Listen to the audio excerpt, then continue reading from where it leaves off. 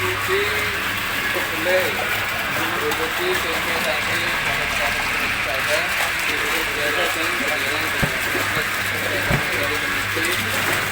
Kapasitasnya 100 kilogram atau 1 kintal. Cara kerjanya luar biasa.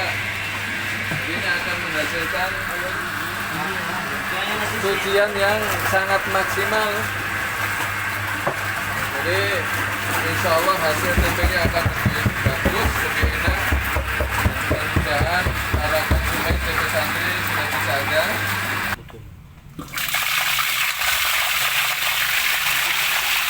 Harus cepat ya guys. Ini kalau bawahnya kamu kasih ini untuk makan kambing tuh.